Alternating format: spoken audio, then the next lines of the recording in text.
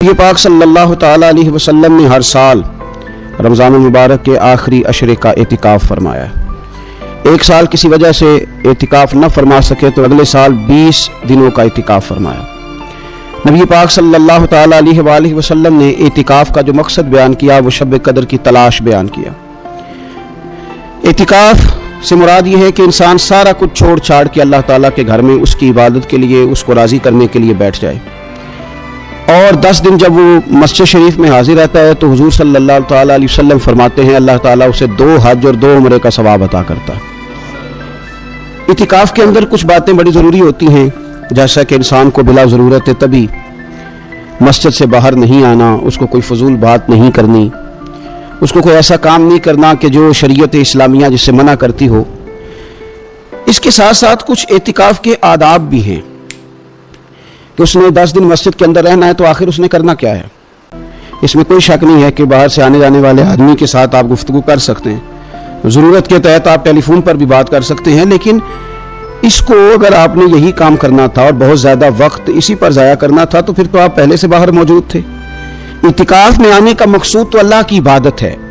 اعتکاف میں جب آپ آ گئے تو اس کا مقصد ہے کہ آپ کچھ دنوں کے لیے لوگوں سے کٹ کے اللہ کی بارگاہ میں حاضر ہو گئے، آپ نے اپنے رب کو راضی کرنے کا ارادہ کر لیا۔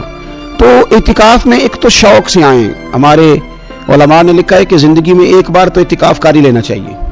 تو اعتکاف کے اندر جو کام ہم نے کرنے ان میں سب سے زیادہ اور سب سے پیارا کام یہ ہے کہ کثرت کے ساتھ قرآن پاک کی تلاوت کریں۔ نبی پاک صلی اللہ تعالیٰ علیہ وآلہ وسلم رمضان المبارک میں قرآن پاک کا دور فرماتے تھے حضرت جبریل امین علیہ السلام کے ساتھ، اور جس سال حضور کا وصال ظاہری ہوا اس سال حضور فرماتے ہیں 2 مرتبہ قرآن پاک کا دور کیا۔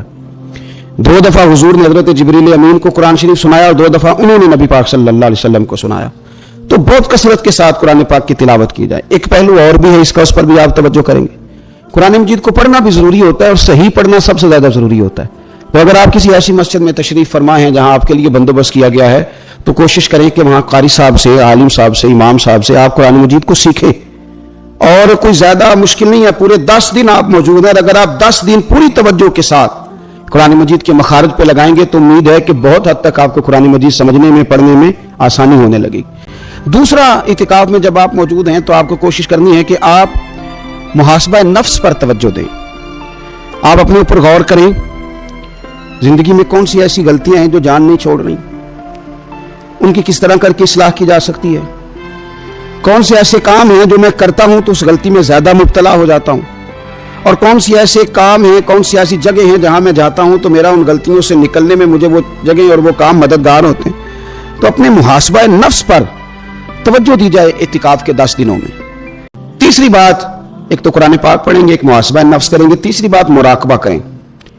کچھ دیر کے لیے بیٹھیں، یہ غور کریں کہ رب تعالیٰ نے ہمیں نعمتیں کتنی عطا فرمائی ہیں، پھر یہ غور کریں کہ نعمتوں کے بارے میں، ان نعمتوں کے ساتھ ہماری عبادت کتنی ہے، ہمارا شکر کتنا ہے۔ زندگی اپنی کا حساب لگائیں، غور کریں کہ کتنا کچھ ہے جو ہمیں محنت سے ملا ہے اور کتنا ہے جو بغیر محنت کے ملا ہے، اور کون سی ایسی نعمتیں ہیں جن کا ہم نے شکریہ ادا کیا اور کون سی ایسی ہیں جن پر ہم نے کبھی توجہ ہی نہیں کی کہ یار یہ تو بہت بڑی نعمت ہے جو اللہ نے ہمیں عطا کی ہوئی۔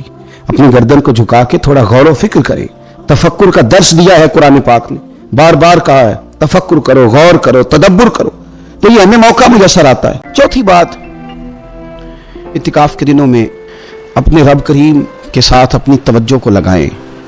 قرآن حکیم نے جو کہا نا کہ رب کی عبادت اس طرح کرو کہ تمہیں نا یقین حاصل ہو جائے، کھل کر اس کی بارگاہ میں سجدے کریں، دعائیں مانگیں۔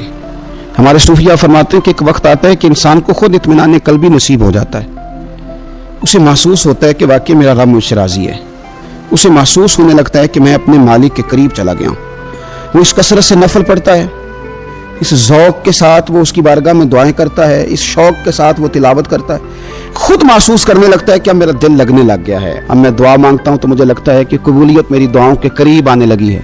اللہ نے ہمیں یہ موقع دیا ہے کہ ہم خوب اس پر توجہ کریں۔ پانچویں بات اعتکاف والوں کی خدمت میں یہ عرض کرنی ہے کہ پورے 10 دن ہمارے پاس موجود ہوں گے اور ہم نے مسجد میں ہونا ہے، تو کیوں نہ ایسا کریں کہ از اول تا آخر، صبح سے شام تک ہم ہر وہی کام اسی طریقے سے کرنے کی کوشش کریں جو طریقہ ہمیں رسول پاک نے عطا فرمایا۔ ہمارا کھانا، پینا، سونا، جاگنا، بولنا حضور کی اتباع میں لے آئے ہم، इन 10 दिनों में हम प्रैक्टिस करें कि हमने सुन्नत के मुताबिक, हुजूर के तरीके के मुताबिक सारे काम करने। आप अगर ये इरादा करेंगे तो पता है मदीने वाले महबूब अलैहिस्सलाम ने फरमाया, जिसने मेरी एक सुन्नत को जिंदा किया गए गुजरे दौर में, रब उसे 100 शहीदों का सवाब अता फरमाएगा। तो इतना एजाज है। तो इन 10 दिनों में होना भी मस्जिद में है, होना भी बावुजू है, तो क्यों ना सारे काम सीखा जाए, पढ़ा जाए उससे पहले कि खाना किस तरह खाना सुन्नत है, और किस तरह बैठ के खाना सुन्नत है, और फिर किस तरह करके गुफ्तगू करना हुजूर अलैहिस्सलाम का मुकद्दस तरीका था, वो किस तरह से फूल झड़ते थे जिनसे लोग फैज़ हासिल करते थे। तो इतिकाफ में अपनी मसरूफियात को इन 5 कामों में लगाएं।